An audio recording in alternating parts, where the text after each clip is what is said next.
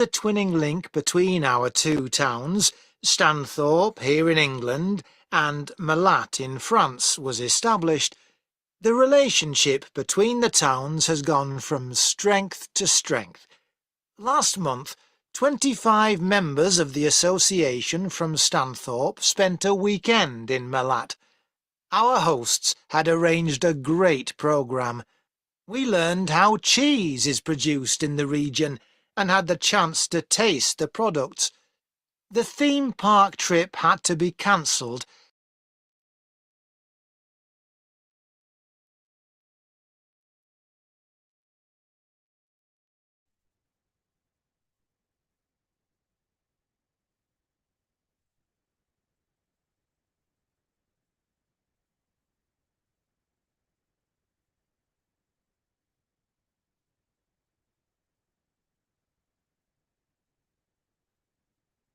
But we all had a great time on the final boat trip down the river. That was the real highlight. This is a special year for the association because it's 25 years since we were founded. In Malat, they're planning to mark this by building a footbridge in the municipal park. We've been discussing what to do here, and we've decided to plant a poplar tree in the museum gardens. We considered buying a garden seat to put there, but the authorities weren't happy with that idea. In terms of fundraising to support our activities, we've done very well. Our pancake evening was well attended and made record profits. And everyone enjoyed the demonstration of French cookery, which was nearly as successful. Numbers for our film show were limited because of the venue, so we're looking for somewhere bigger next year. We're looking forward to welcoming our French visitors here next week, and I know that many of you here will be hosting individuals or families. The coach from France will arrive at 5 p.m. on Friday. Don't try to do too much that first evening, as they'll be tired, so have dinner in the house or garden rather than eating out. The weather looks as if it'll be okay, so you might like to plan a barbecue. Then the next morning's market day in town, and that's always a good place to stroll round. On Saturday evening, we'll all meet up at the football club, where once again we'll have Toby Sharp and his band performing English and Scottish country songs. Toby will already be well known to many of you, as last year he organised our special quiz night and presented the prizes. Before you hear the rest of the talk, you have some time to look at questions 16 to 20.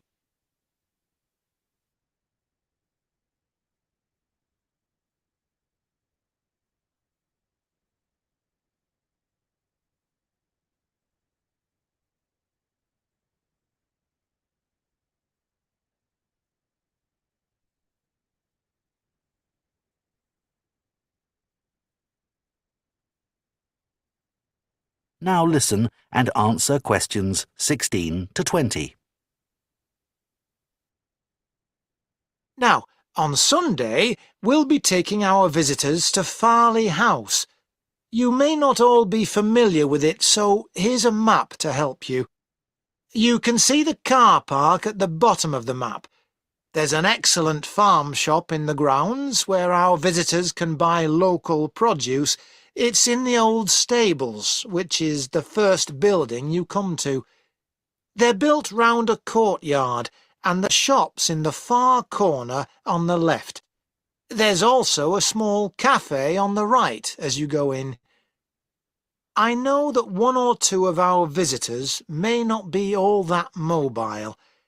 The main entrance to the house has a lot of steps, so you might want to use the disabled entry. This is on the far side of the house from the car park. Children will probably be most interested in the adventure playground. That's at the northern end of the larger lake. in a bend on the path that leads to the lake. There's lots for children to do there. There are a number of lovely gardens near the house. The kitchen gardens are rectangular and surrounded by a wall. They're to the northeast of the house, quite near the smaller lake. They're still in use and have a great collection of fruit and vegetables. The Temple of the Four Winds is a bit more of a walk, but it's worth it. Take the path from the car park and go past the western sides of the stables and the house. Then, when the path forks, take the right-hand path. Go up there with the woods on your left, and the temple is right at the end. There are great views over the whole area. OK, so That is the end of Part 2. You now have 30 seconds to check your answers to Part 2.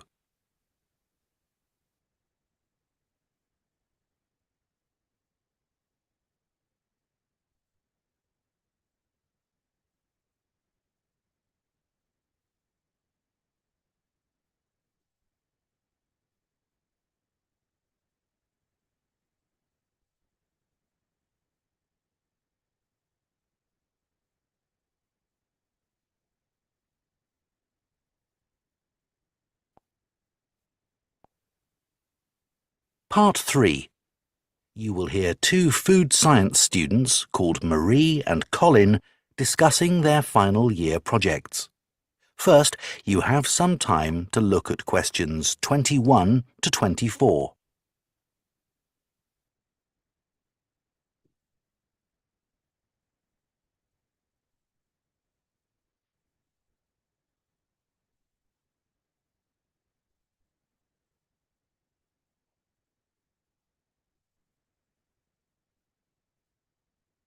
Now listen carefully and answer questions 21 to 24. I haven't seen you for a bit, Marie. No, I've been busy with my project.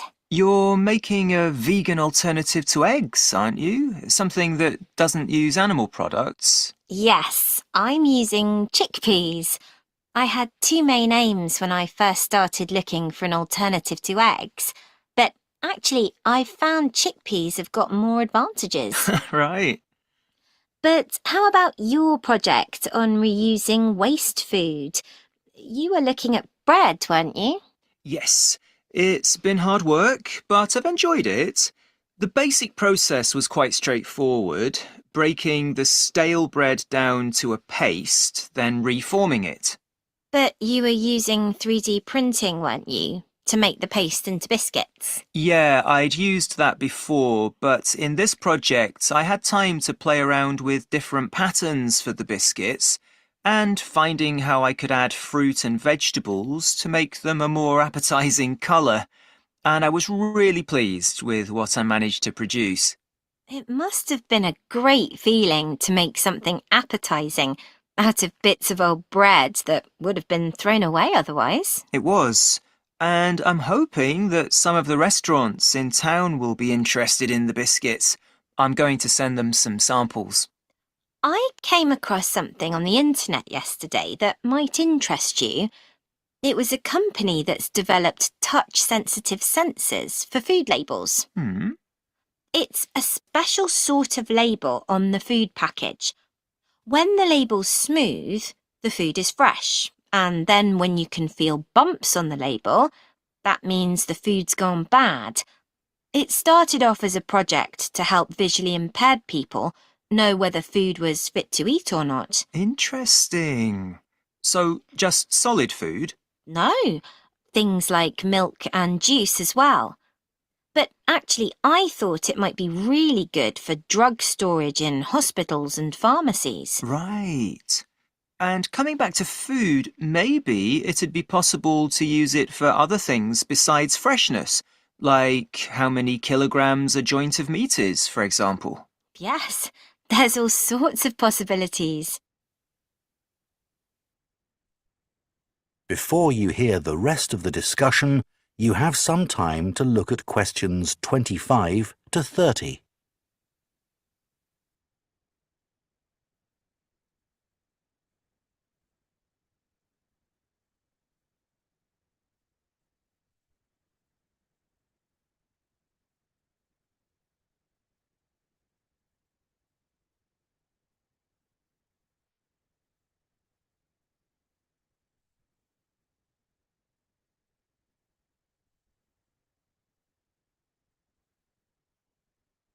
Now listen and answer questions 25 to 30. I was reading an article about food trends predicting how eating habits might change in the next few years.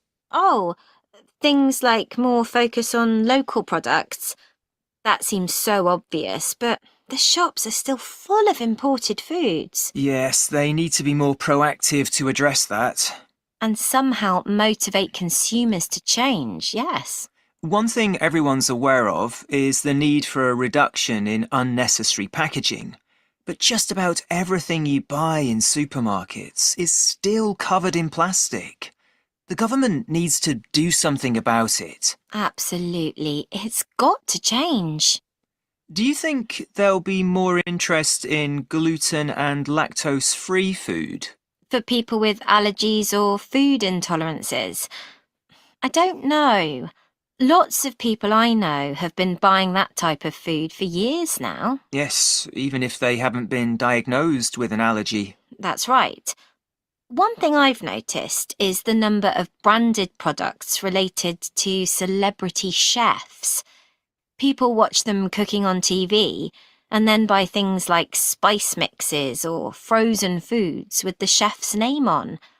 I bought something like that once, but I won't again. Yeah, I bought a ready-made spice mix for chicken, which was supposed to be used by a chef I'd seen on television, and it didn't actually taste of anything. Did the article mention ghost kitchens used to produce takeaway food? No, what are they? Well, they might have the name of a restaurant, but actually they're a cooking facility just for delivery meals. The public don't ever go there. But people aren't aware of that. It's all kept very quiet. So people don't realise the food's not actually from the restaurant? Right. Did you know more and more people are using all sorts of different mushrooms now to treat different health concerns? Things like heart problems. They might be taking a big risk there. Yes, it's hard to know which varieties are safe to eat. Anyway, maybe now we should... That is the end of part 3. You now have 30 seconds to check your answers to part 3.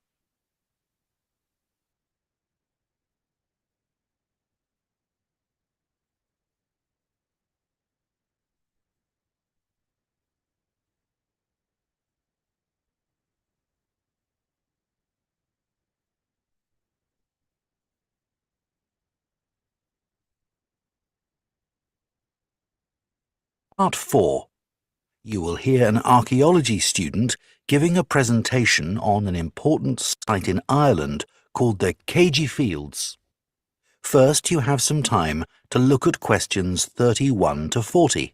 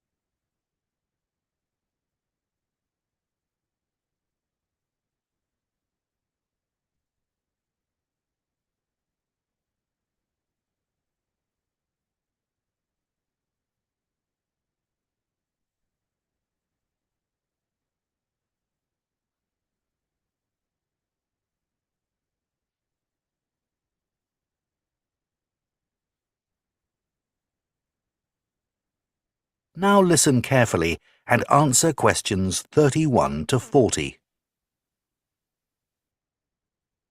For my presentation today, I'm going to talk about the KG Fields in the northwest of Ireland, one of the largest Neolithic sites in the world.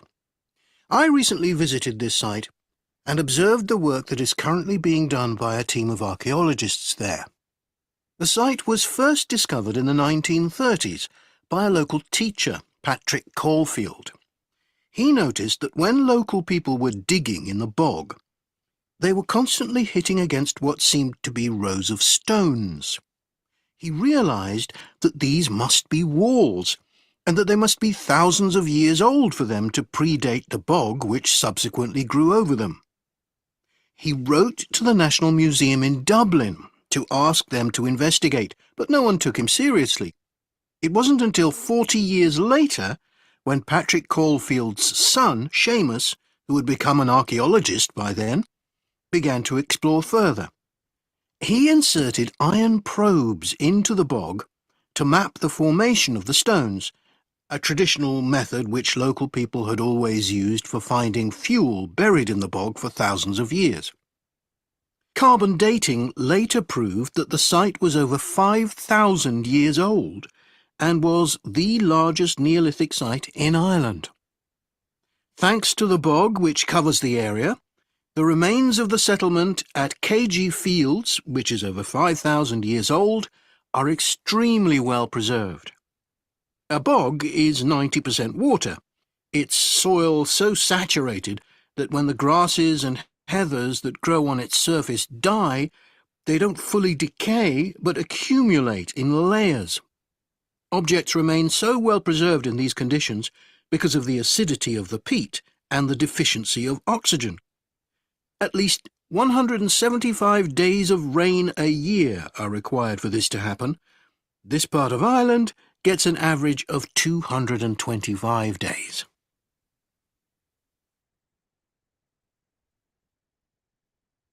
The Neolithic farmers at KG would have enjoyed several centuries of relative peace and stability.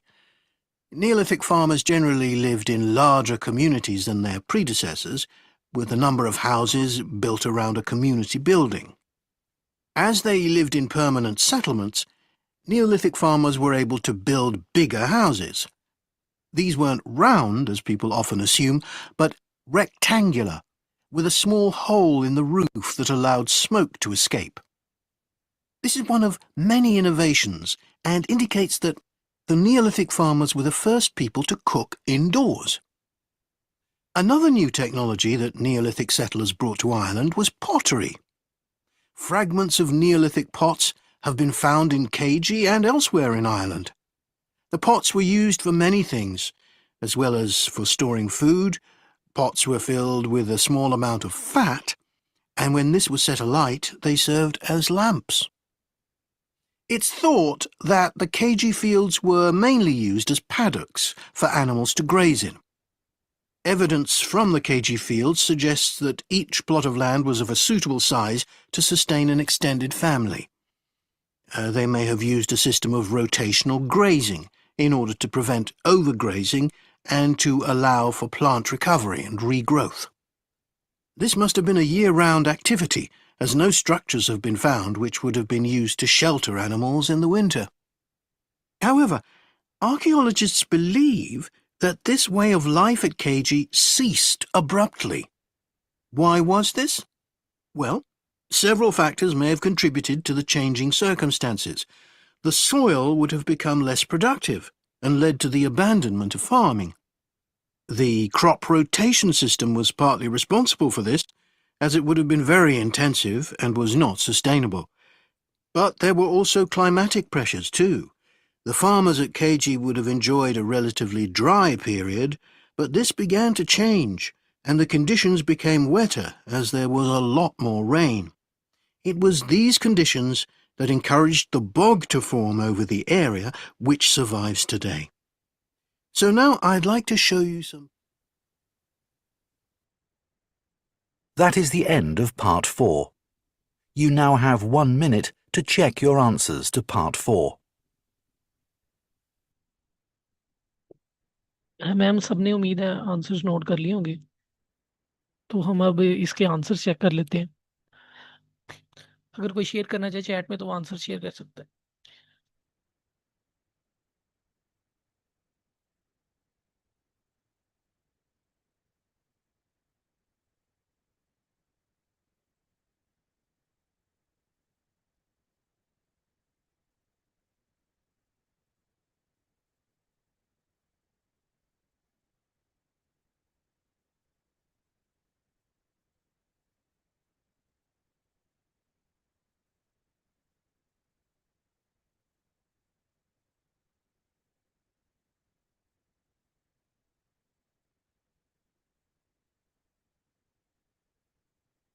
Answers अब chat से check कर लेते हैं कि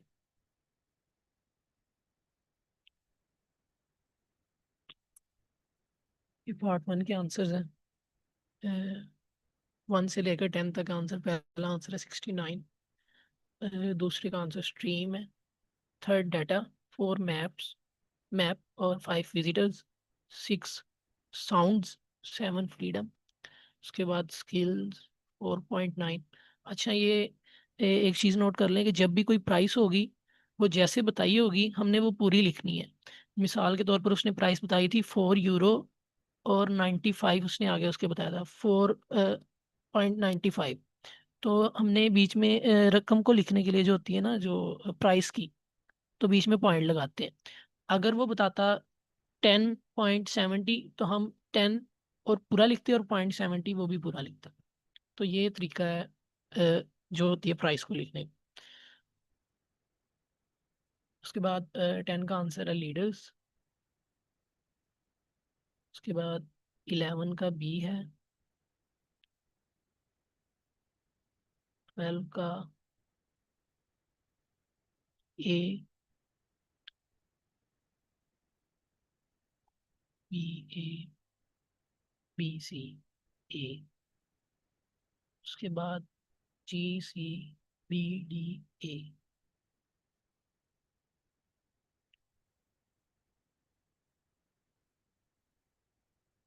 ma'am Fatima काजी, इनके काफ़ी answer ठीक हैं पार्ट 2 में जो इन्होंने आंसर्स बताए थे।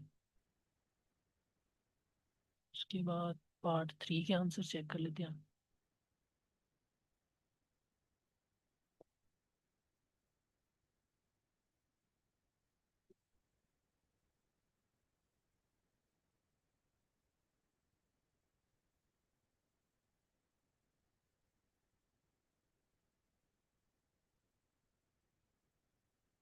ये भी काफ़ी हद तक आंसर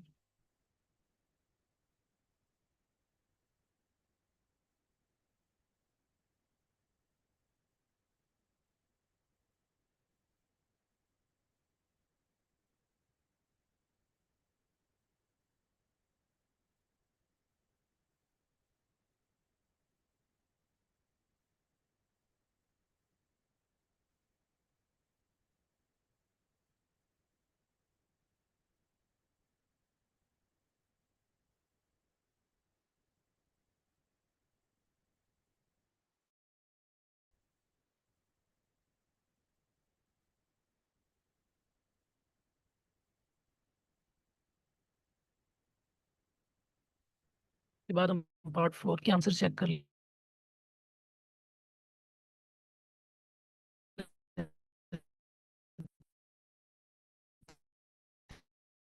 हैं।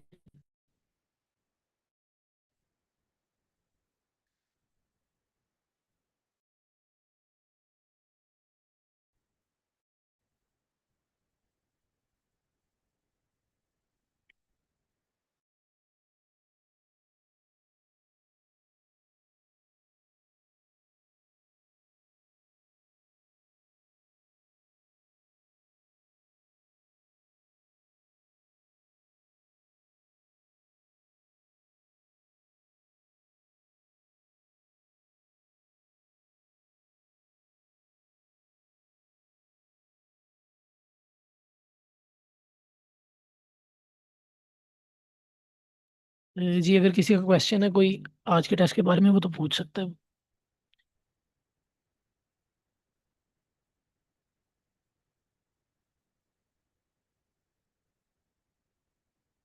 या फिर किसी को कोई पॉइंट पे मॉक टेस्ट को समझते हुए मुश्किल हुई है तो वो इस चीज़ के बारे में डिस्कस कर सकते हैं।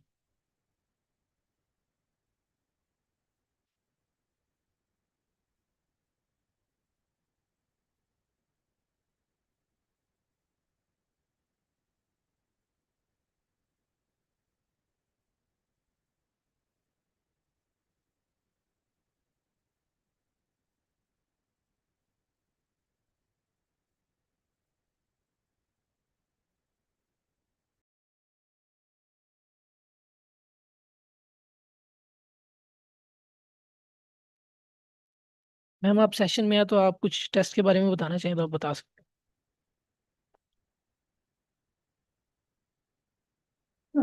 मैं इसमें बस यही एक चीज ऐड करना चाहूंगी कि अगर तो थोड़ी सी टिप्स देना चाहूंगी बेसिकली कि अगर आपके पास कंप्यूटर बेस्ड टेस्ट है तो आप वहां पे किस तरह से परफॉर्म करेंगे। बाकी टेस्ट से रेलिवेंट जो टिप्स और ट्रिक्स थी वो तो मैंने कल और आपने भी कल इनको एक्सप्लेन कर दी थी। अगर उसके हवाले से कोई क्वेश्चन है तो वो बेशक पूछ लें।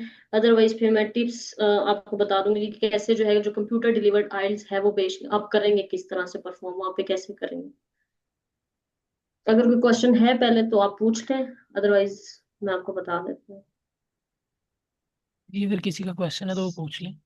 और काइंडली आप लोग इसमें पार्टिसिपेट किया करें, इसी से ही आपकी लर्निंग होगी। अगर आपको कोई पॉइंट नहीं समझ आया तो आप वो लाजमी पूछा करें, या आप ये पूछ सकते हैं कि इस स्पेसिफिक क्वेश्चन की क्या स्ट्रेटजी है, कैसे हम उसको सॉल्व कर रहे हैं।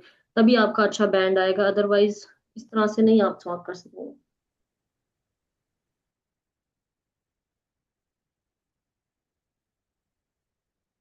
अच्छा, आई थिंक किसी का क्वेश्चन नहीं है तो कंप्यूटर डिलीवर्ड आइल्स में आपका बेसिकली क्या है कि आपके पास लैपटॉप के ऊपर जो है वो टेस्ट होगा। तो उसमें आपने जो भी टेस्ट करना है वो उसमें कीबोर्ड आपको प्रोवाइड किया जाएगा, लिसनिंग के लिए आपके पास हेडफोन्स होंगे।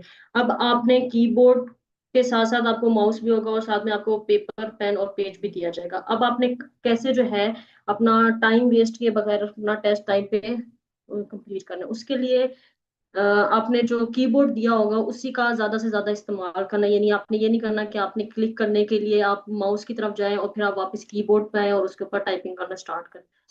तो पहला तो काम आपने ये करना है। एक तो दो चीज इसमें इंपॉर्टेंट है, एक कैप्स लॉक इंपॉर्टेंट है और दूसरा टैब की इंपॉर्टेंट है। कैप्स लॉक आपने क्यों ऑन करने हैं, क्योंकि आपने जो सारे आंसर्स हैं वो कैपिटल लेटर में लिखने हैं। वैसे तो केस सेंसिटिव नहीं होता, लेकिन अगर आप कैपिटल लेटर्स में सारे आंसर लिखेंगे तो उसका आपको ये फायदा होगा कि अगर आपने कोई स्पेलिंग मिस्टेक की है तो आपको क्लियरली जो है वो नजर आ जाएगी कि यहाँ पे आपकी स्पेलिंग मिस्टेक है, तो आप उसको करेक्ट कर सकते हैं। तो इसलिए कैप्स लॉक ऑन करके सारे आंसर्स आप कैपिटल लेटर्स में लिखें। बट जरूरी नहीं है, केस सेंसिटिव नहीं है, इस वजह से अगर आप ऑल स्मॉल लेटर्स में लिखें या एक कैपिटल बाकी स्मॉल में लिखें तो उससे भी कोई फर्क नहीं पड़ेगा। सेकंड जो की इंपॉर्टेंट है वो टैब की है, कि बजाय इसके कि आप फर्स्ट क्वेश्चन करने के बाद आपका हाथ जो है वो माउस पे जाए आप उसको सेकंड क्वेश्चन पे लेके आए, उसके बजाय आप क्या करें कि टैब की के ऊपर प्रेस करें, वो आपको ऑटोमेटिकली सेकंड क्वेश्चन के ऊपर लेके चला जाएगा और आप फिर वहां से सेकंड क्वेश्चन जो है वो जल्दी से टाइप करें। तो इससे ये जो आपके मास माइन्यूट फ्रैक्शंस ऑफ सेकंड्स आपके बचते हैं, तो आप इससे ज्यादा कॉन्सेंट्रेट कर सकते हैं अपने ही क्वेश्चन पेपर के ऊपर, और बाकी वर्ड्स को हाईलाइट करके आप सॉल्व करेंगे। ये आपका लिसनिंग के लिए है। और अगर आप राइटिंग में कर रहे हैं तो राइटिंग में आपके पास एक और चीज आती है, स्पेस वाली की। तो जब आपने एक पैराग्राफ लिख लिया, सेकंड पैराग्राफ में जाना है तो आपने क्या करना है कि डबल एंटर प्रेस करेंगे, तो तब आपके पास एक लाइन की जो है वो स्पेस आएगी और फिर आप नेक्स्ट पैराग्राफ लिखें, तो इससे क्लैरिटी जो है वो इम्प्रूव। तो ये कुछ टिप्स थी कंप्यूटर डिलीवर्ड आइल्स के लिए जो हमने जो जरूरी है, और वहाँ पे आपको ज्यादा हेल्पफुल होगी।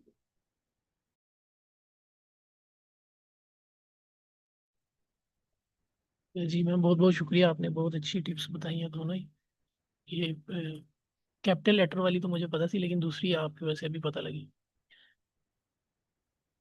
तो और किसी का क्वेश्चन किसी भी टाइप के बारे में क्वेश्चन लिसनिंग की किसी भी टाइप के बारे में तो वो पूछ सकते हैं यहाँ पे।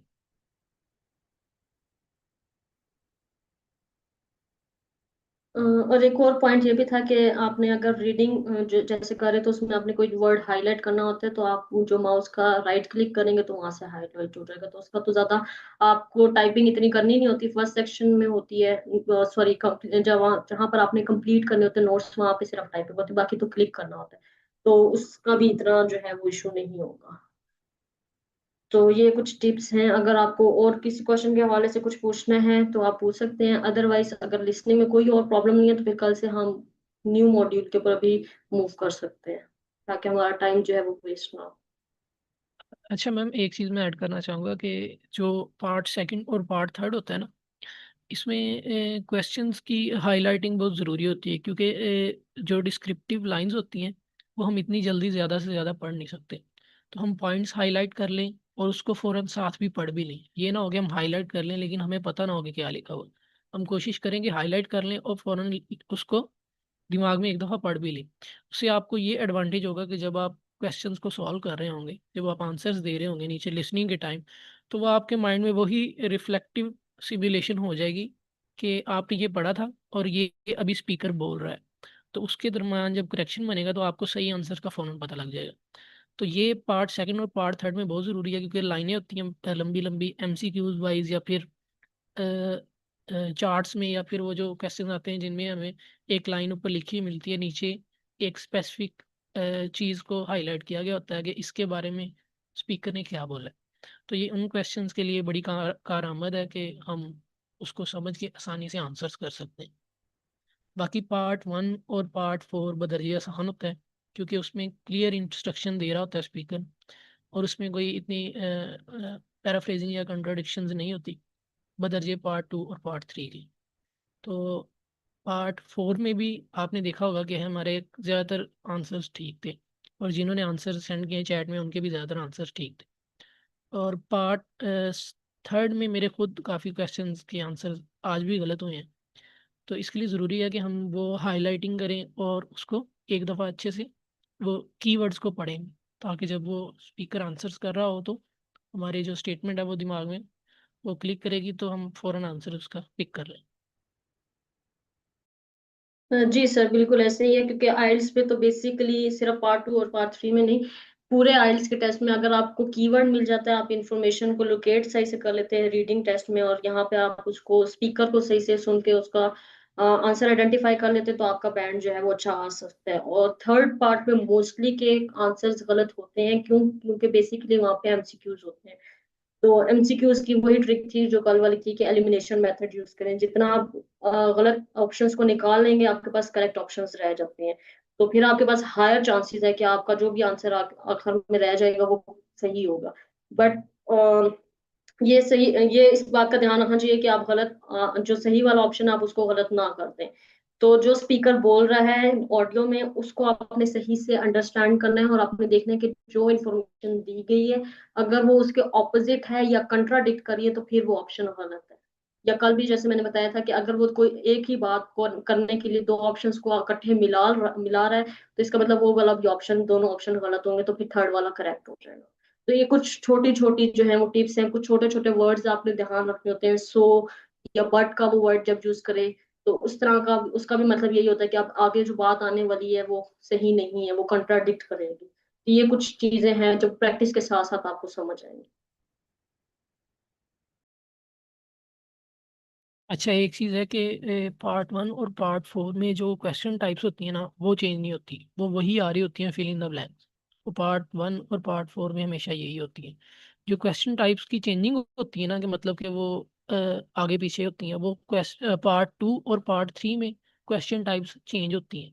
मुख्तलिफ टेस्ट में मुख्तलिफ हो सकती हैं। मिसाल के तौर पर एमसीक्यूज के क्वेश्चन पार्ट टू के शुरू में भी आ सकते हैं या फिर पार्ट थ्री के एंड में भी आ सकते हैं। और जो क्वेश्चंस होते हैं जैसे मैप वाला है वो सेकंड के स्टार्ट पे भी आ सकता है, सेकंड पार्ट के, मतलब कि सेकंड पार्ट का 21 से लेकर 25 तक मैप्स वाले क्वेश्चन भी आ सकते हैं। और या फिर वो सेकंड के पार्ट सेकंड में भी आ सकते हैं, मतलब 25 से 30 तक भी आ सकते हैं। तो ये सारी चीज़ें हमें देखनी होती हैं। वो इस तरह इसको डिज़ाइन करते हैं कि डिफ़िकल्ट लेवल हमारे लिए ज़्यादा हो और हम पजल होकर आंसर्स गलत करें। इसमें सिर्फ फोकस की गेम होती है कि जब तक हमारा फोकस बना रहता है तब तक हमें ज़्यादातर आंसर्स में मसला नहीं होता। और डिफ़िकल्टी लेवल तब बढ़ता है जब वो किसी क्वेश्चन टाइप को हमारी शुरू में रख देते हैं, ताकि हमारा डिफ़िकल्टी लेवल वहाँ पे ज़्यादा हो जाए, हमारा एक आधा क्वेश्चन गलत हो, हम पजल हों, और फिर बाकी पूरा टेस्ट हमारा स्ट्रेस में निकले और ज़्यादा से ज़्यादा आंसर्स गलत हो। तो इसके लिए सबसे ज़रूरी ये है कि आपको जो ट्रिकी क्वेश्चन है आपको पता लग जाएगा आहिस्ता आहिस्ता प्रैक्टिस से कि ये क्वेश्चन ट्रिकी होते हैं ज़्यादा। तो फिर आपने थोड़ा उस पर ज़्यादा फोकस करना होता है। तो फिर आपको आहिस्ता आहिस्ता उसके की पॉइंट इंडिकेटर्स भी पता लगेंगे कि इस स्पेसिफिक क्वेश्चन टाइप के लिए कौन सी चीज़ ज़्यादा से ज़्यादा ठीक है, हाईलाइट करना ठीक है, या फिर इस पोर्शन को पढ़ना ठीक है, या फिर इसको किस तरह मैनेज करना है। तो जो सबसे पजल करने वाली होती है क्वेश्चन टाइप, उसको सबसे ज़्यादा टाइम देना चाहिए। अगर आपको लग रहा है कि आपका पार्ट 1 और पार्ट 4 में अच्छी कमांड है, तो आप जो सेंट्रल पार्ट के जो क्वेश्चन हैं उनको ज़्यादा से ज़्यादा टाइम दें।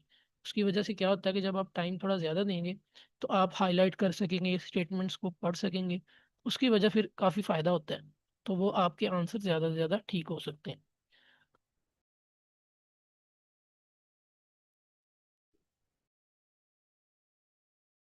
और इसमें ये भी है कि अगर आपका कोई एक पार्ट में कोई क्वेश्चन गलत हो भी गया तो आपने वहां पे स्ट्रेस्ड आउट नहीं होना कि मैंने ये क्वेश्चन गलत कर दिया, मेरे बैंड कम आएंगे, क्योंकि उसका इफेक्ट आपका अगले टेस्ट के ऊपर पड़ सकता है। तो बेसिकली यही है कि अगर आपका कोई क्वेश्चन गलत भी हो गया या आपको लग रहा है कि मैंने यहाँ पे जो है वो खुद से चूज कर लिया, तो इट्स ओके। कभी कभी आपने जो खुद से सिलेक्ट किया होता है वो आंसर भी सही हो जाता है। आपने उस चीज को नहीं देखना, आपने अपने नेक्स्ट आगे जो पूरा का पूरा टेस्ट है उसके ऊपर फोकस करना है। पार्ट 1 में और पार्ट 4 के ऊपर आपका ये टारगेट होना चाहिए कि आपने इसमें 20/20 लाजमी लेना है। पार्ट 3 में पार्ट 2 में भी आपके 10/10 आ सकते हैं। सिर्फ पार्ट 3 में थोड़ा सा मसला होता है क्योंकि वहां पे एमसीक्यूज ज्यादा होते हैं और जो ऑडियो होती है वो बहुत ज्यादा फ्लुएंट हो जाती है। लेकिन अगर आपके एमसीक्यूज पे भी कमांड अच्छी है तो वो भी आपका हो जाता है। लेकिन अगर पार्ट 3 में आपके लेट सपोज 2 से 3 भी गलत है या 3 से 4 भी गलत है, तब भी आप 7.5 से ऊपर का ही बैंड जो है वो सिक्योर करेंगे। तो आप अपना पार्ट 1, पार्ट 4, पार्ट 2 के ऊपर अगर आप फुली कमांड ले लेते हैं और पार्ट 3 को भी कोशिश करें कि उसमें अच्छे मार्क्स आए, तो फिर आपका 7.5 से अबव बैंड जो है वो कंफर्म होता है। बाकी अगर आपको कोई क्वेश्चन टाइप जो है वो मुश्किल लगी है जब आपने प्रैक्टिस किया, तो आप हमें वो बता सकते हैं, हम कल उसके जो है वो प्रैक्टिस कर लेंगे। Otherwise I think sir Ahmad हमें कल से रीडिंग स्टार्ट कर देनी चाहिए क्योंकि आज हमने मॉक कंप्लीट कर लिया। अ, या हम ये चीज डिस्कस कर लेंगे, अगर आपको कोई क्वेश्चन टाइप जो है वो मुश्किल लगी आप हमें वो बता दें। जी मैम, कल हम लेक्चर स्टार्ट करने से पहले क्वेश्चन कर लेंगे। अगर किसी को मतलब कोई मुश्किल नहीं है लिसनिंग पार्ट में, तो हम फिर रीडिंग पार्ट की तरफ मूव कर जाएंगे। लेकिन सबसे ज़रूरी है कि आप ज़्यादा से ज़्यादा इसकी प्रैक्टिस करें। रोज़ एक टेस्ट लिस्टिंग का ज़रूर दें, ताकि आपको पता लगता जाए कि आपकी जो मार्क्स की इवैल्यूएशन है वो कहाँ तक है। आप खुद एनालाइज करें अपनी गलतियाँ, क्योंकि पार्ट 1 और पार्ट 4 में सिर्फ स्पेलिंग मिस्टेक्स होती हैं। या दूसरी चीज़ ये मिस्टेक होती है कि हम ऊपर वाली स्टेटमेंट नहीं पढ़ते कि आंसर में लिखना क्या है, वन वर्ड और नंबर, या फिर अकेला वन वर्ड। ये दो मिस्टेक्स होती हैं, ये सबसे कॉमन मिस्टेक्स हैं। इनमें इतनी मुश्किल नहीं है, आप आहिस्ता आहिस्ता प्रैक्टिस करेंगे तो आपको समझ आ जाएगी। बाकी दूसरा, पार्ट 2 और पार्ट 3 थोड़ा सा ट्रिकी इसीलिए होता है क्योंकि वो आपको दरमियान में डिफ़िकल्टी दिखाना चाहते हैं, और आपको दिखाना चाहते हैं कि आप कितने से कितना ज़्यादा फोकस ज़रूरी होता है। तो फिर आप उसको एक दफ़ा समझ लेंगे तो आपके लिए आसानी होगी। तो पार्ट 2 और 3 में ज़्यादा फोकस चाहिए होता है। और इसमें ये वेरिएशन नहीं होती कि आपको पार्ट 2 हमेशा ही आसान आएगा और पार्ट 3 मुश्किल आएगा, नहीं। पार्ट 2 भी मुश्किल हो सकता है, पार्ट 3 कभी कभी वो बहुत आसान भी दे सकता है।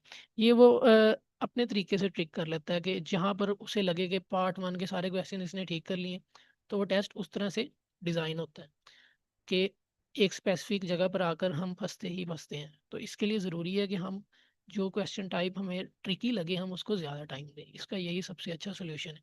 जितना टाइम आप गेन कर लेंगे उतना आप उसको पढ़ने में लगा देंगे, और उससे ये फ़ायदा होगा कि आपको बाद में उस क्वेश्चन के आंसर ढूंढने में मसला नहीं होगा।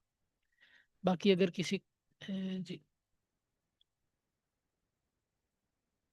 मुझे तो सबसे ज़्यादा क्वेश्चन टाइप जो डिफ़िकल्ट खुद लगती है वो एमसीक्यूज़ में वो क्वेश्चन टाइप डिफ़िकल्ट लगती है जिसमें 3 से 4 जो लोग हैं बात कर रहे हो, या फिर जैसे कोई रिसर्च के बारे में 2 स्टूडेंट्स बात कर रहे हैं। तो मेरे आज भी उसमें से ही क्वेश्चंस गलत, आंसर्स गलत हुए हैं। तो वो मुझे थोड़ा सा ट्रिकी लगती है। बाकी मुझे क्वेश्चन टाइप्स तो आसान लगती हैं। और कुछ एक पार्ट 4 में भी कभी कभी मुश्किल क्वेश्चंस आ जाते हैं। बस मुझे तो ये मुश्किल लगती है। बाकी मैम आप बता सकती हैं आपको कोई जो डिफ़िकल्ट लगती है क्वेश्चन टाइप स्पेसिफिक, या फिर स्टूडेंट्स में से कोई बता सके अगर उनको कोई स्पेसिफिक डिफ़िकल्ट लगती है क्वेश्चन टाइप। शायद मैडम को या मुझे या फिर किसी भी स्टूडेंट को उस क्वेश्चन टाइप के बारे में कोई ट्रिक या फिर कोई टिप्स बताओ।